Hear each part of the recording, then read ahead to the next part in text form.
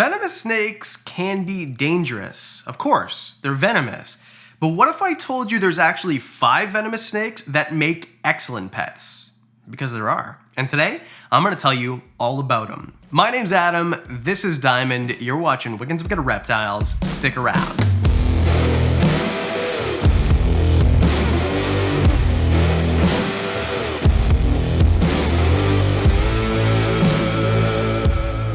Okay. I'm not gonna tell you to go get a copperhead or a gaboon viper or anything like that. I'm talking about mildly venomous snakes. Snakes that are classified as rear fanged venomous. Now I know not all rear fanged venomous snakes are safe because boomslangs, right? If you're not aware, just a quick fact, there was a herpetologist back in the day from Chicago and he got bit by a boomslang, and instead of going to the hospital, he wrote about it and bled from his orifices. So not all rear fanged venomous snakes are safe, but these ones are. And to be responsible, as a disclaimer, the rear fanged venomous snakes can also cause reactions too. I'll get more into it later. Just do your research on any of these snakes before you actually get them over and above this video. Okay, enough is enough. Let's start the list. Number 5, mangrove snakes. Mangrove snakes are wicked. I use them on thumbnails a lot because they are so vibrant. They're beautiful. They're in the cat snake family. They're the largest member of the cat snake family. And well, I mean, what else is there to say about them besides they are giant and beautiful and mildly venomous? Now these, I think of all on the list, the bite from these has a little bit more of a more noticeable effect than the other species. With that in mind, we've all seen channels like Nerd, right? I've seen Kevin McCurley get bit by these guys before. Doesn't go to the hospital, no swelling, no problems. This doesn't mean that you're gonna have no swelling or no problems. Everyone reacts differently, but in general, you're gonna be okay if you get bit by these, and it's not gonna end your life is what I'm saying here. Which is a good thing, because they can actually make great pets. Now, as we start to produce more and more of them, it seems they're taming out a lot easier. So you've got guys like a Kevin McCurley who can tame these out enough that they can be held and not really be too feisty. But they do have a reputation for being more of a display animal than anything else. But they're big. We're talking like 6 to 8 feet here. And they're arboreal. So whatever you're going to make for them, likely make, because buying something would be very difficult, it's going to be big and beautiful. It's going to be huge. You're going to be able to see them front and center because they are so large. Overall, I think it's just a great display animal. And because they're arboreal, it's a little bit different than, say, I don't know, if you had a ball python where it's a longer enclosure, these will be long and tall. So just more to look at, more of an art piece. I guess that'd be like a plus for them. But the good news is they will take to eating rodents pretty easily, unlike our next entry. And that is number 4. Asian vine snakes. Asian vine snakes are basically completely harmless. I don't know that there's been ever anyone who even was hospitalized from a bite. Correct me if I'm wrong in the comments, of course, and do your research. But they are tiny in terms of they're kind of like shoelaces. They're kind of called skeptical shoelaces from this meme because we're talking like an inch thick, but they can get like 4 to 5 feet. Like 4 to 5 feet. They can get like totally like 4 to 5 feet, which is kind of crazy because they look so long and goofy.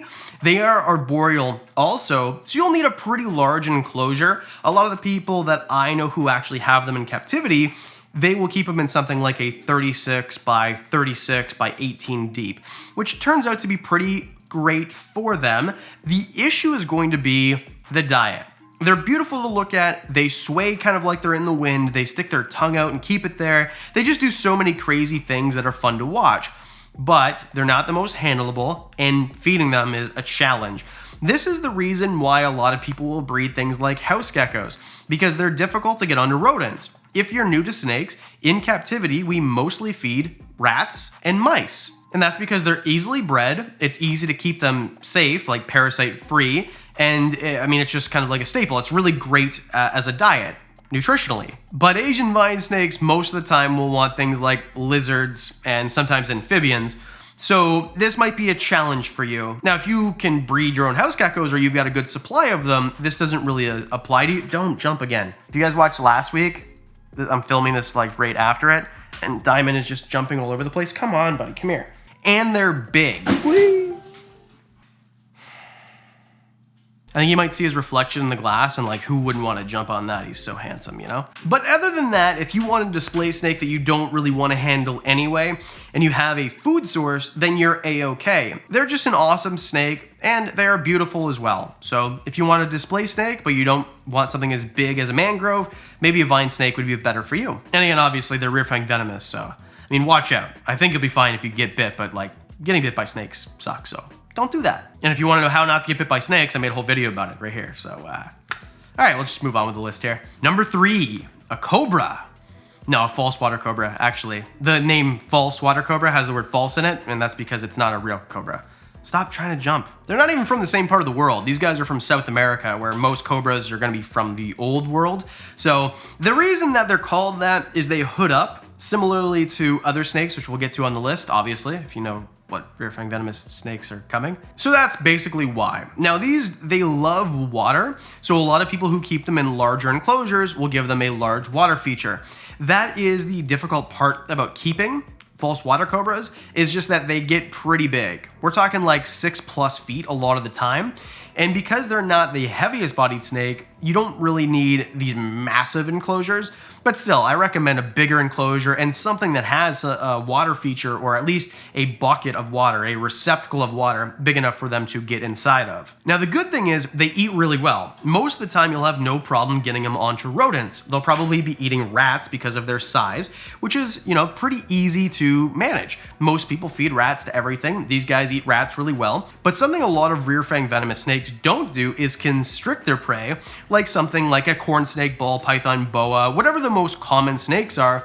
Normally they constrict their prey. That's how they decapacitate it, make its heart stop beating, and when it sits dead, they start to swallow it.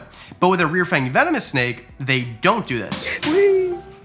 Don't worry, there's literally, I put something right there so he falls like 5 inches. Okay, you can just stay there for a second, that's fine. So anyway, like most rear fanged venomous snakes, it'll grab on to the mouse and then just start chewing it down. So there's no like constriction.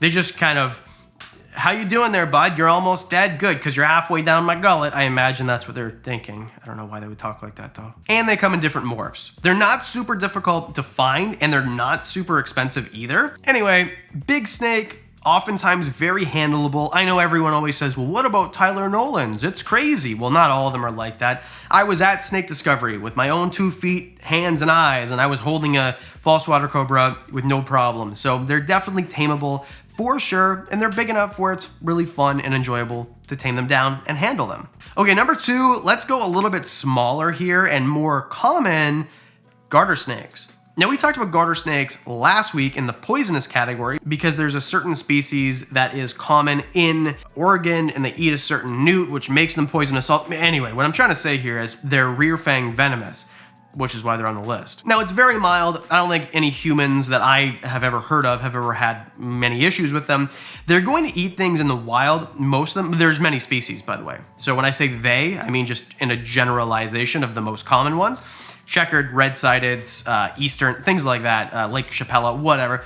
A lot of the times in captivity, they're gonna eat rodents with no issues at all. I mean, whoever bred them, you can go ahead and get them on rodents and then you sell them. And these guys give live birth also, which is pretty cool. Now, what's interesting is once you've got them on their food of choice and you have them in a proper enclosure, you can actually house them together. This is one of the species where people don't really have an issue at all when I say you can house them together. Most people do. Garter snakes in the wild are kind of a social creature. No fighting, they don't cannibalize each other, so you're gonna be safe most of the time. Do your research on how to do this, obviously. Don't just, oh, I'm gonna start throwing garter snakes, but it is possible with the right know-how of how to do it. Depending on the species, they're gonna be a different size, but most of the time we're talking like 2-3 feet. They're pretty small. In terms of snakes, they're a North American colubrid, so they're really easy to find. You see a lot more breeding captivity. You're seeing a lot more morphs come available. I think garter snakes are going to shoot up in popularity in 2022 for sure. Super fun to handle, super fun to watch. Great for enclosures that are bioactive, not heavy enough to really trample all the plants if they're planted properly and given time to adjust. And there's a bunch of different colors and species. Garter snakes are the cat's pajamas. All right, number 1, if you follow this channel or you know much about rear fanged venomous snakes, this is of no surprise to you. Number 1, Western hognose snakes. Now we just talked about them, so I'll keep this kind of brief, but Western hognose snakes are, well, no one's gonna question when I say maybe the best rear fanged venomous snake. It was actually hard between garter snakes and westerns. The only reason I put the hognose first is just simply they're easier to find, there's more morphs, they've been in captivity longer, well not longer, but there's more of them in captivity for a longer period of time, and I actually own westerns. In fact, there's a whole rack of babies right here from last year. I love this species. They are fantastic. This right here is an anaconda and an albino. This is just a regular albino. This is a normal. They come in all different colors and patterns, which is something I love about them. So they're very unique. They've got these shovel faces because they are a burrowing species. So if you give them a substrate, aspen, coconut fiber, whatever, they're gonna burrow through. And they've got these sausage-like bodies. Now, a lot of these, what they have in common besides the arboreal ones, so I'm talking about garter snakes and the false water cobra, and then the hognose, is when you handle them, they feel very different than something like a boa or a ball python, which will also hang on to you. These guys don't. So you really have to be careful and hold on to them. Now, Western hognose snakes, there's many different ones. You can get Eastern hognose snakes, you can get Tricolours, there's even like Madagascar blonde and giants, but I think Westerns make the best pets because we know the most about them. They're the easiest to care for in my opinion, and they stay at a reasonable size. 2 to 3 feet if you get a really big female. This is Wickens, she's a really big female, she is all of 3 feet. This is a species where I know people who have been bit by them and nothing happens. These ones especially, and several other rear fanged venomous snakes, instead of having like a hypodermic needle type tooth, they have a ridge going down their tooth, and they need to kind of saw in the venom by chewing it into you. So if it bites you, get it off quick. They don't have much of a chance to get much of that venom in you, you're a-okay.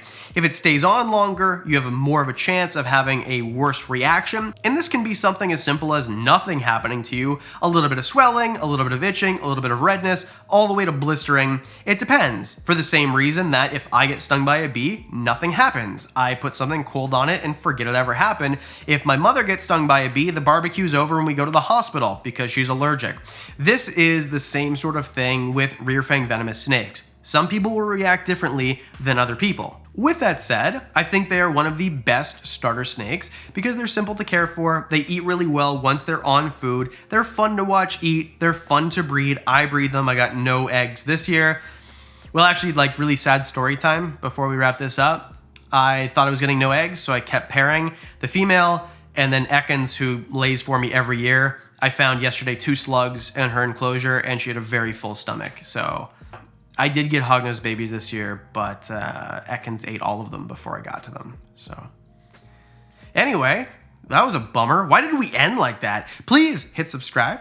I'd really appreciate it. We normally don't say sad things like that, but what I'm trying to say here is we are going to maybe get a second clutch. So hognose snakes are freaking awesome. Hit the subscribe and like. I'd really appreciate it. What do you think? Do you think that venomous snakes like these make good pets? Would you stay away from them? Let me know in the comments section. I'd really love to know. And as always, a special thank you to the Patreon supporters. You guys are awesome. You knew about the really sad news before everybody else. You knew about, man, what I bought last week is going to blow your mind. Anyway, it's on Patreon for as little as $1 a month. You get extra stuff, discounts on the merch, and all sorts of like different Patreon-y things. Okay, did I do enough self-promotion? Diamond, are you still down there? Okay, that's Diamond. I'm Adam. We do videos twice a week, which means I'll see you on Thursday.